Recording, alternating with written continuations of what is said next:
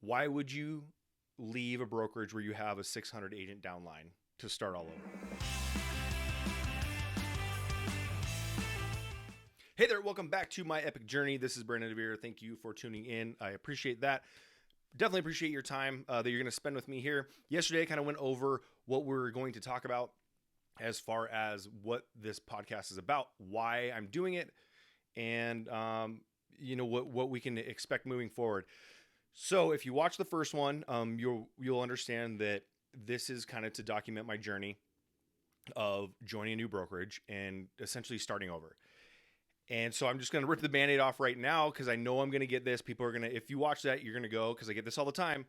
Why would you leave a brokerage where you have a 600 agent downline to start all over?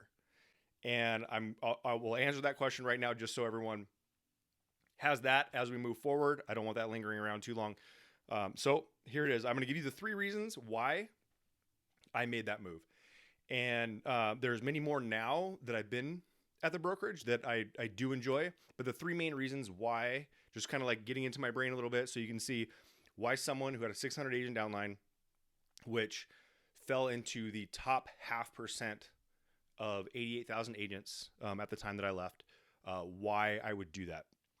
So left eXp about 6 months ago, and now I'm at Epique Realty, which I think I was the 3rd or 4th agent to join here in Las Vegas. So I left something that was established and to go for some, to go start over. And these 3 reasons are, number 1 is the leadership that was available to me. So when I got into eXp, I know eXp just gets like hammered down, and I still see Facebook posts where I want to go at bat for eXp because they really changed the way that I thought about things, and I'm forever grateful for what eXp did. And especially for my mindset and understanding that there's more out there. And so I had somebody reach out to me. Sorry, let me back that up a little bit.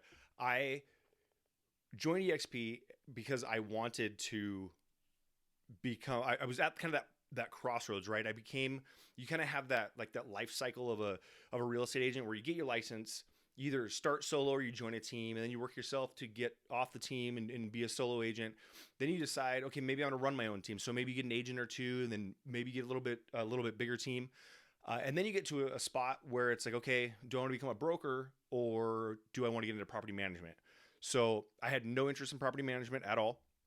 And I thought I wanted to become a broker until I started looking into it a little bit deeper. I started looking about, okay, well, what if I have a bunch of family up in Washington. What if I opened up there too, and in Las Vegas, and in Seattle, or and in Bellevue, or wherever out up there? Then I started thinking about, okay, I'm gonna have to join like each MLS. I'm gonna have to be a broker in each spot. And I just thought like how expensive it was gonna be, number 1, and number 2, like how the liability that would fall on me and how difficult it would be to scale that out and grow it big.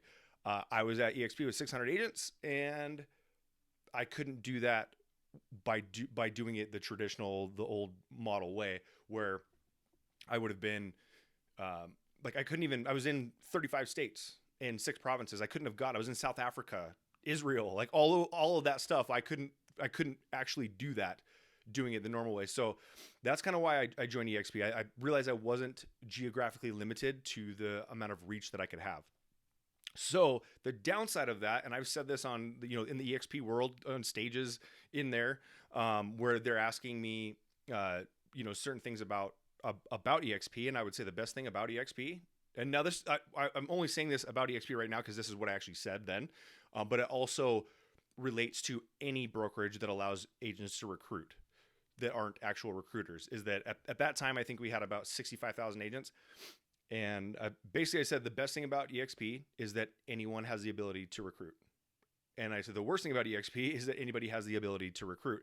And the reason that I said that is because we have 65,000 agents out there and only a handful of them knew how to recruit, including myself. I didn't know how. Everything that I learned was trial and error.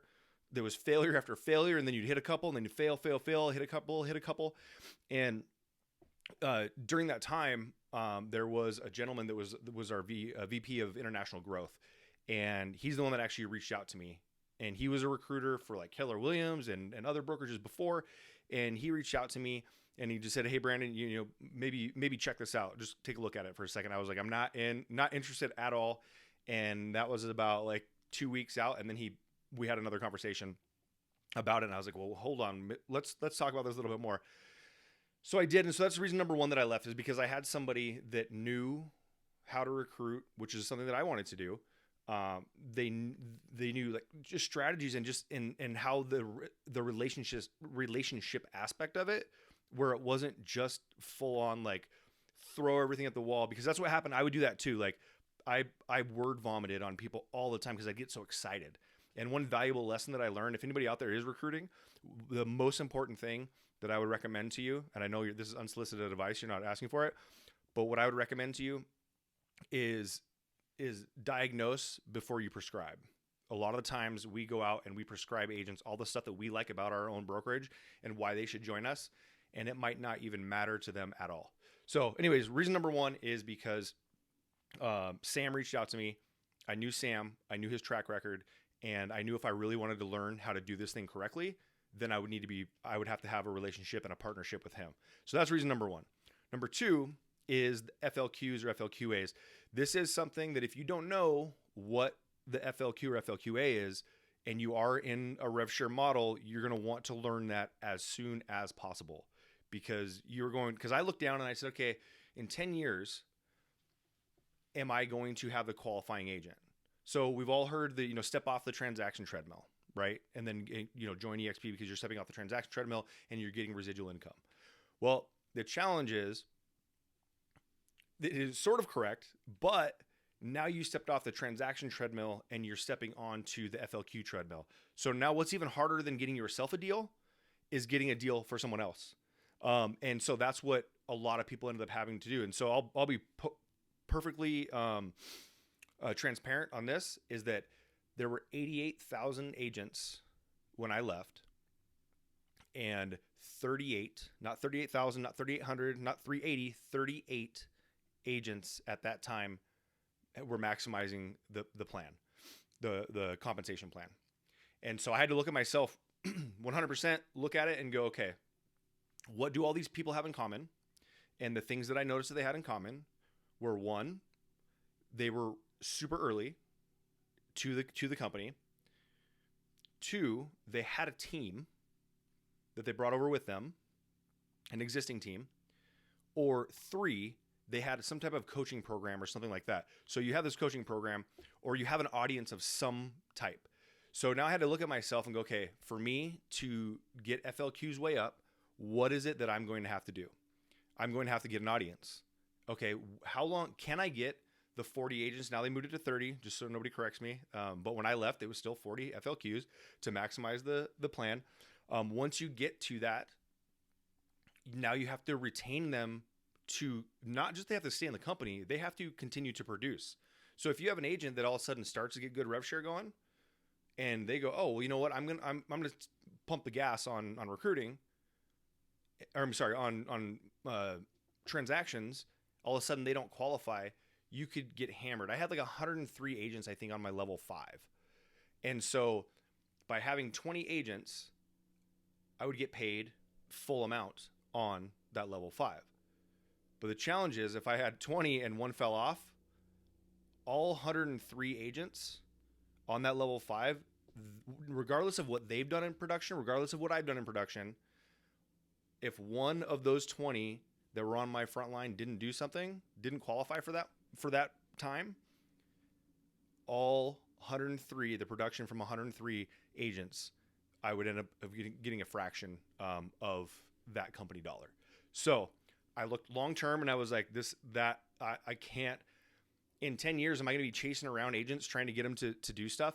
And so that's number 2, is the FLQs, FLQAs. If you don't know what it is, I highly recommend you check it out, because it's very difficult. As someone who was there for 5.5 years, I looked at that, and like I said, I had a humbling moment, because I had to go, can you do this?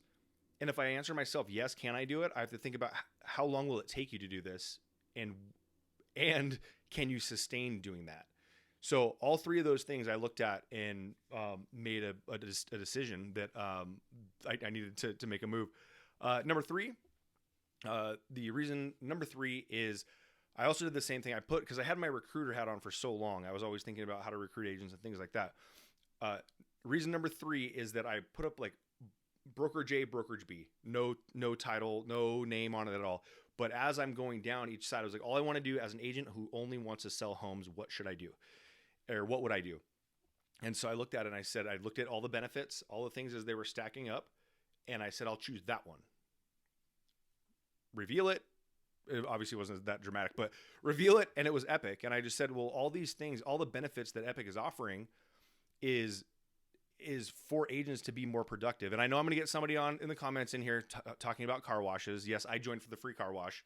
But the reality is, like, if no one's joining for a free car wash, okay, but everyone wants to go to that as the default, like everyone's got to pick apart somebody else's brokerage for some reason, and you get free car washes. You know what? I was paying $30 a month at the same car wash that I go to now for free. So I'm saving $30 a month and my car is still just as clean.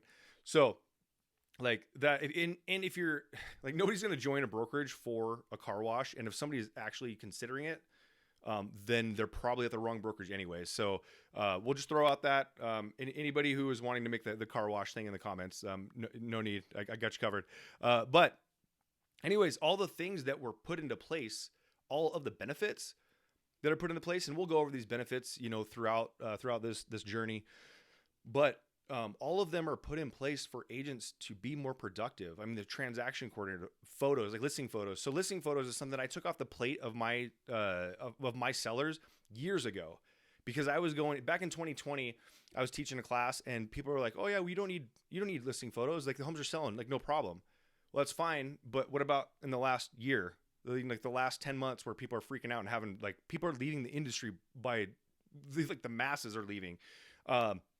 And now you're gonna have to set yourself apart. So back in 2020, if somebody wants to see your body of work and you show them your smartphone photo of the listing that you sold, or that you listed on a house back in 2020, they'd be like, "Oh yeah, that was cool that it sold in a couple hours." But now, like, you're selling this one, you need to stand apart, and you're building your portfolio during that time. So sorry, I get on a little bit of a rant on that one, because photos have always been a big thing for me. Because I end up taking that off the seller's plate, where I used to just pay for it. I know some people have the sellers pay for it, but I stopped giving them the option because people would want to save money. I'm going to save on this. Oh yeah, it's just your smartphone is just as good. But in addition to that, like, as an agent, we're not photographers. I mean, there are some, this is a blanket statement, I know, but there are some people out there that are very good at photos and editing, and they sell real estate. 100% get that. 100%. However, when you are editing photos and taking photos, you aren't cultivating your next leads. You're not generating leads. You're not prospecting. You're not working those leads, because you're focusing on your listing photos. So that's one thing they take off your plate, listing photos. You get your free signs and sign installation. In Vegas, it's not common for people to install their own signs. At least I don't know of it. I've always called a company and they came in and done it. I know in other rural areas and other states that people install their own signs. So for me, it's not an added time. It's just it's a savings that it would normally cost me to pay somebody to install the signs. But things like that, and transaction coordinators. Like, you have a transaction coordinator that handles your transaction with you, not necessarily for you. You can be as involved as you want, but while you're not doing paperwork, you can be selling more real estate. And the same thing with the car wash deal, is that one of our co-founders and CEO, Josh, was out on showings at one point, and he was in between showings. I think he went to lunch or something like that, and he ended up getting a bird pooped on his car, and he's going to his next showing, and he's like, "Oh great, this is awesome. I'm going to show up to this next showing with like bird crap on my car." And so that was the thought, was like, hey, agents are in their car like 90% of the time. That's their mobile office. So wouldn't you want to have a clean office? And that's where that came from. So in a recap, the 3 reasons why I decided to leave a company where I had 600 agents in my downline and join a startup was for those 3 reasons. Were, one, the leadership and the access that I had to someone that knew how to do what I wanted to do. The FLQs, then if you ever need me to go into more depth on that, I definitely can. And then number 3, it was a scenario where the agent that just wanted to sell more homes, which is 99% of agents. Most agents don't want to recruit, and I totally get it. But for those agents, which would an agent be more likely to pick to have their success? And when I unveiled it, it was Epique. And in turn, that will actually help me recruit agents to Epique, because it's going to be something that's much easier for them to do. So nothing bad to say about eXp. It was what I needed for 5.5 years, no doubt. It just happens to be that now I need something else, and Epique happens to be that something else. So, all right, guys, I will see you back again tomorrow, and have a great one.